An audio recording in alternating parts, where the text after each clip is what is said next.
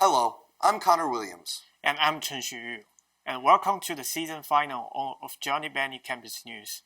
Today we will take a look back at all the packages and reporting we put together over the year. But first, here's a package on Archipelago Red Carpet Gala that happened 2 weeks ago.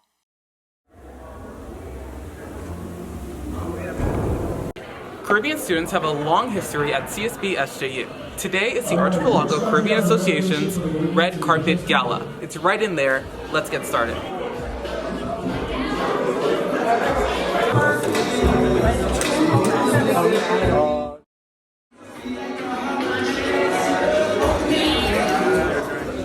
My name is Michael Wallace. I'm a senior communication major, and I am also the co-chair for the Archipelago Caribbean Association.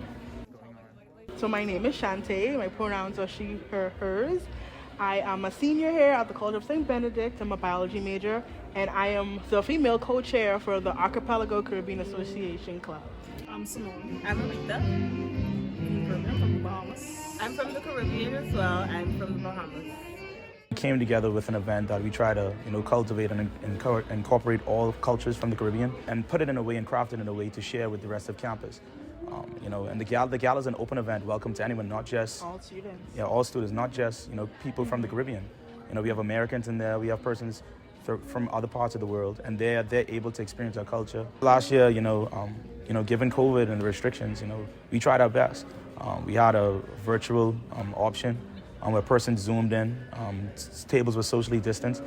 But it wasn't the same. So that made in itself the celebration and gala this year much more meaningful. A lot of persons had not taken it for granted. Being an international student is not easy. So just being here to share a common goal, which is food, dance, and music, means a lot to me. I agree. I think this event is important to celebrate culture, celebrate the differences here on our campus, and I think it's important for us to come together and be able to celebrate that as well. With whom I shared both solid rooms and Chelsea. She wasn't what you'd call a blushing flower. As a matter of fact, she rented by the hour. Thank you, Elijah. Now, time for a look back through the year. I knew that there was a lot of stuff down here, but I never really realized how much there actually was. My name is Cole Mills, and I am the audio productions manager for Johnnie Bennie Media. So the basement of Guildhall has always held a lot of history. It was home to KSJU and KGM. Reporting for Johnnie Bennie Campus News. Currently, we are here at the Reef at a protest organized by Institute of Women's Leadership. Today we have students here just kind of protesting like any sexual misconduct on campus. It's just an opportunity for students to show a little bit of support for all their other students and peers, as well as to kind of push administration to take action on kind of sexual misconduct.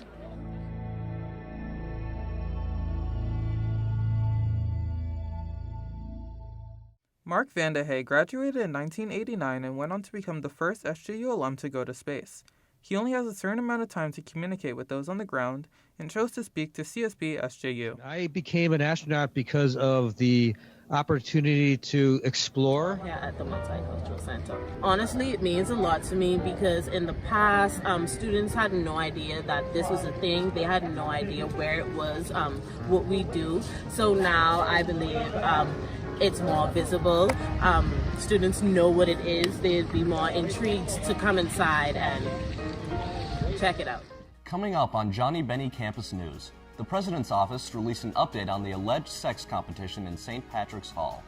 Then, the President's Office also addressed racial epithets against a renowned guest speaker on campus. I'm Connor Williams, and welcome back to Johnnie Bennie Campus News, your weekly news show keeping you up to date with campus life and events. An investigation is underway after the offices of the presidents issued a statement on November 2nd concerning racial harassment. Aja Black, renowned writer and vocalist of The Reminders, was invited to speak at the Writing with Feeling workshop via Zoom. However, this workshop was interrupted on multiple occasions by racist epithets. The president stated that the CSB-SJU community will not tolerate such hateful actions and have launched an investigation of the Zoom sessions and chats. It is unclear to what extent CSB-SJU students were involved versus outsiders on Zoom.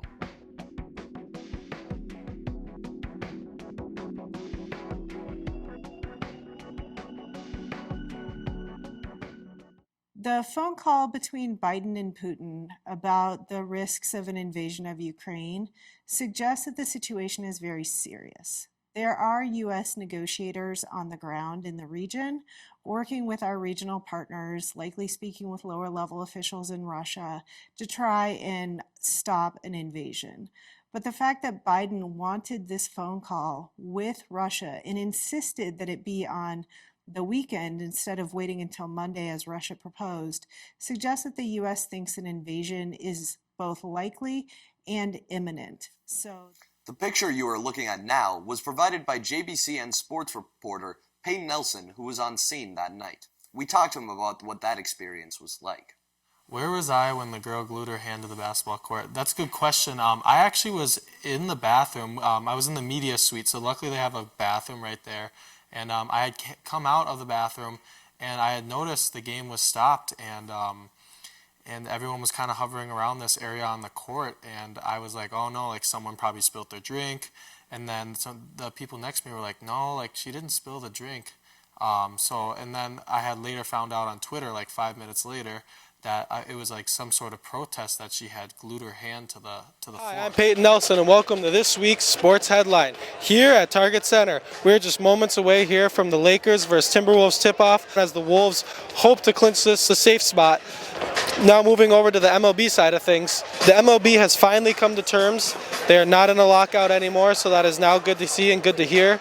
Now transitioning over to the hockey side of things. The Wild have pushed back a little bit, but they hope to continue to move forward and continue to win games and stay healthy as the playoffs are coming up soon. Thank you. At JBCN, we were able to contact one of the people who helped him. Meet Lottie. Lottie is an administrator in Bobby's Discord server, as well as the director of nonprofit gamers for Ukraine. Here's what she had to say and what it was like to help Bobby escape an active war zone. So we started out by helping Bobby and his family as they were fleeing from the eastern area of Ukraine.